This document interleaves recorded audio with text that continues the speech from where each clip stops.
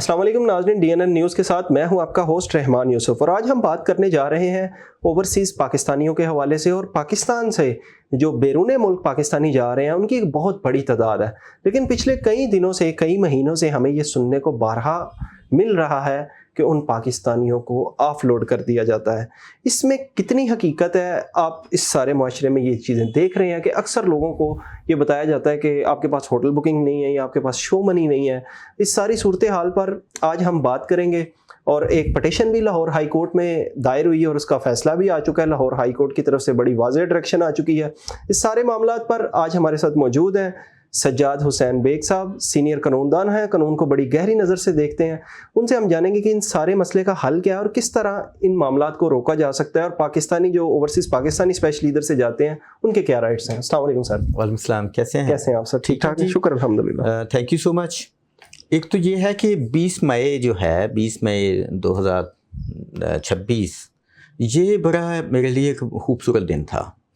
जिस writ petition की आप बात कर रहे हैं जस्टिस राहील कामरान साहब के पास, उस वक़्त मैं भी उसी कोर्ट के अंदर ही मौजूद था। और हमारा ये होता है कि अगर केस पीछे है, कह लें कि अगले वाले नंबर्स में है, तो हमने तो अल्टीमेटली वेट करना है। मगर ये जो प्रोसीडिंग्स होती हैं ये हमें बहुत सिखाती हैं।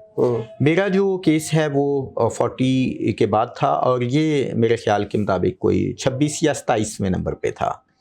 तो जो ही ये केस कॉल हुआ और बड़ी दिलचस्पी के साथ, और पहले तो जज साहब जो हैं वो बड़ी किसी को एक मिनट ही दे रहे थे, लेकिन ये केस जब आया तो जज साहब ने इसके अंदर बड़ी दिलचस्पी ली और उनसे ये पूछा कि ये FIA वाले जो हुकाम हैं, इसमें डिप्टी डायरेक्टर साहब जो हैं FIA के, उनको पूछते हैं कि आपने किन बेसिस के ऊपर उसको जो है वो किया। बिल्कुल।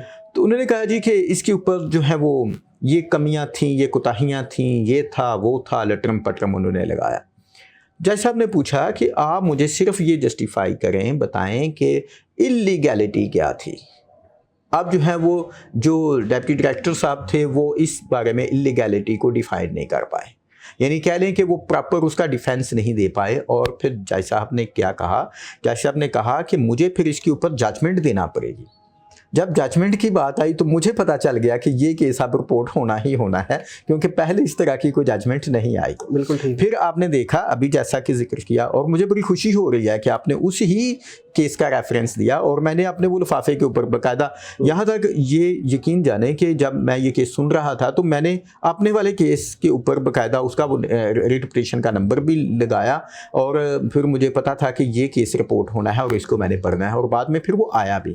देखिए, ये तो थोड़ी सी हिस्ट्री थी इसकी केस की जिसमें मैं दिलचस्पी ले रहा था, क्योंकि मैं आई विटनेस था इसलिए बताना ज़रूरी समझता था। लेकिन जो इशू है वो मैं आपको बताता हूँ। रहमान, ये बताएं कि ये जो डिपोर्ट करते हैं, यानी कह लें कि ऑफलोड करते हैं, मैंने डिपोर्ट का लफ्ज़ जानबूझ के कहा है ताकि आगे चल के मैं बताऊं कि आप उनको ऑफलोड करते हो, पहले बताओ कि तुम्हें ये अथॉरिटी किसने दी है उनको ऑफलोड करने की। अगर ऑफलोड करना है तो वो उनको डिपोर्ट करें जहां पे ये जा रहे हैं। मसलन यहां से नाइजीरिया का वीज़ा लग गया किसी बंदे का, उसके पास वीज़ा मौजूद है, उसकी एम्बेसी ने उसको वीज़ा दे दिया है, आप उसको रोक ही नहीं सकते, इसलिए कि उसको आपने नहीं भेजा वहां पे, उसको उन्होंने बुलवाया है। एम्बेसी ने वीज़ा, जो बंदे, जो फॉरेन कंट्री ने वीज़ा दे दिया है जिस बंदे को, उन्होंने ओके कर दिया है कि इस बंदे को भेज दें। बिल्कुल ठीक है, हम इसको खाना भी देंगे, उनके पास अनाज भी है, उसके पास सारा कुछ मौजूद है।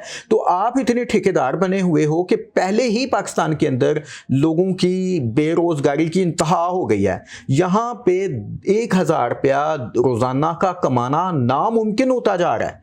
तो जो लोग यहाँ से जा रहे हैं, जिस वजह से भी जा रहे हैं, वो तो आपको भी पता है, लेकिन जो जा रहे हैं उनको आप कैसे रोक सकते हैं? किसी तरह का कोई रूल किसी जगह के ऊपर भी मौजूद नहीं है जो किसी को सिर्फ ऑफलोड करे। देखें, किसी बंदे ने अपनी माँ के जेवर बेचे, किसी ने अपने बाप की ज़मीन बेची, किसी ने पता नहीं क्या किया, फिर उसने वीज़ा लगवाया, फिर उसने जो है वो टिकट करवाया, फिर उसकी पूरी फैमिली गई उसको भेजने के लिए। तो आपने आराम के साथ क्या किया? चल भाई वहाँ पे हो ये रहा है, ننگی سی بات ہے, بڑی صاف سی بات ہے کہ ہمارا کرپشن کا نظام اتنا آرگنائزڈ ہے اور اتنا گندا یہ نظام انہوں نے بنا دیا ہے کہ وہاں پہ کسی کو تھوڑا سا دے دیں تو چل جائیں. اگر کسی کے ساتھ آپ نے, میں نے یہ نوٹ کیا ہے کہ 2000 روپے بندے نے مانگے ہیں, اس نے نہیں دیے اور اس نے اسے کہا چل بھائی نکل, میں تمہیں ابھی واپس کرواتا ہوں. بالکل ٹھیک ہے. تو یہ میں کہتا ہوں کہ گورنمنٹ کو اسٹرکٹ ایکشن لینا چاہیے ایسے تمام آفیسرز کے اوپر جو کسی کو آف لوڈ کرتے ہیں. آف لوڈ آپ کر ہی نہیں سکتے کسی کو. پھر اب یہ جو جسٹس صاحب نے فیصلہ دیا ہے یہ بڑا زبردست ہے. انہوں نے کہا دیکھیں قانون کے اندر عموماً ہم کہتے ہیں کہ آپ نے جب کوئی بات کرنی ہے, کوئی بات لکھنی ہے تو ریزنز ٹو بی بلیوڈ, کہ ایسی ریزنز بتانی ہیں جن پہ یقین کیا جا سکے. بالکل ٹھیک ہے. ان کو اب پابند کیا ہے کہ اگر آپ کسی بندے کو ڈیپورٹ کریں گے یعنی آف لوڈ کریں گے آپ, تو پھر ایک جسٹیفائیڈ قسم کا آپ اس کے اوپر آپ لکھیں گے کہ کیا وجہ تھی, تم نے اسے کیوں روکا, وہ ریزنز لکھیں گے, اس کی جسٹیفیکیشن لکھیں گے. پھر آپ اس کے اوپر جو ہے متعلقہ آفیسرز جنہوں نے اس کو روکا ہے پھر اس کے اوپر وہ ایک اسٹمپ کریں گے, سائن کریں گے اور ایک لیٹر ایشو کریں گے کہ ہم نے اس وجہ سے آپ کو روکا ہے. تو یہ ایک زبردست قسم کی بات ہے. اس کے اوپر ایک کہہ لیں کہ ایک آرگنائزڈ قسم کی ابھی ورکنگ ہوگی.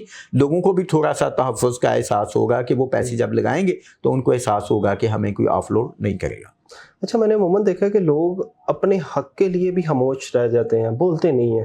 فار ایگزامپل کسی بندہ کو ایئرپورٹ پہ گیا ہے, اب اس کو without any reason off load کی ریڈ اسٹیمپ لگا کے اس کا پاسپورٹ بھی خراب کیا گیا ہے. پہلے تو ان سے رشوت طلب کی جاتی ہے, اب رشوت نہیں دی تو اس کو ڈپورٹ کر دیا جاتا ہے یا آف لوڈ کر دیا جاتا ہے. اب آف لوڈ کرنے کے بعد لوگ اپنے حق میں بولتے بھی نہیں ہیں. لوگ ڈرتے ہیں اس چیز سے کہ ہمارے خلاف کوئی ایکشن نہ ہو جائے, ہمارے ساتھ کوئی معاملہ نہ ہو جائے. تو یہ لوگوں میں ایک ڈر بیٹھا ہوا ہے کہ شاید انصاف کی کمی کی وجہ سے ہو رہا ہے یا لوگ ویسے ڈرتے ہیں ان سے. وہ کہتے ہیں کہ میں اپنا لہو کس کے ہاتھوں پہ تلاش کروں, سارے شہر نے پہن رکھے ہیں دستانے. ایشو یہ ہے کہ یہاں پہ جس بندے نے بھی اپنے حق کے لیے بولنا شروع کیا ہے, کہیں کوئی ایسی طاقت موجود ہے کہ جس کی بڑی خاص نظر ہوتی ہے کہ اس کو پکڑو, دبا دیا جاتا ہے اس کو ایسا پکڑو کہ وہ لوگوں کے لیے نشان عبرت بن جائے اور لوگ یاد کریں کہ وہ بولا تھا, دیکھا اس کا انجام. یہ جو فسطائیت ہے, یہ جو کہہ لیں کہ یہ بدماشی ہے, یہ جو گنڈا گردی ہے, یہ کسی صورت بھی برداشت ہونے والی نہیں ہے. یہ دیکھیں آپ اس ملک کے باسیوں کو اس طرح سے نہیں کر سکتے, اور لوگ جو ہیں ان کے اندر بھی کچھ تھوڑی سی حوصلہ مندی نہیں ہے کہ وہ کم از کم بولیں. لوگ, عجیب سے بات ہے کہ کئی واقعات ہوتے ہیں لوگ رپورٹ ہی نہیں کرواتے. ریپ کے مقدمات اتنے ہیں اور اس کے اوپر جو رپورٹ ہوتے ہیں وہ نصف سے بھی کم ہیں. تو پھر اس کے بعد اور لوگ برداشت کر جاتے ہیں. وہ کہتے ہیں یار میں نے کیا کرنا ہے, میں نے کو پنگا لے لیا تو مجھ سے کیا. اس کی وجہ یہ عدم تحفظ ہے کہ میرے پیچھے اسٹیٹ کھڑی نہیں ہے, اسٹیٹ اس کے پیچھے کھڑی ہے جس کے پاس پیسہ ہے یا جس کے ہاتھ ٹھیک ہیں. آپ دیکھیں کیا کر رہے ہیں, جو کمزور ہے اس کو دبا دینے کا نام انصاف رکھا ہوا ہے. تو اس معاشرے کے اندر اگر آواز دب گئی تو پھر سمجھ لیں کہ یہ معاشرہ پھر اس آہستہ آہستہ ہمیشہ کے لیے ختم ہو جائے گا.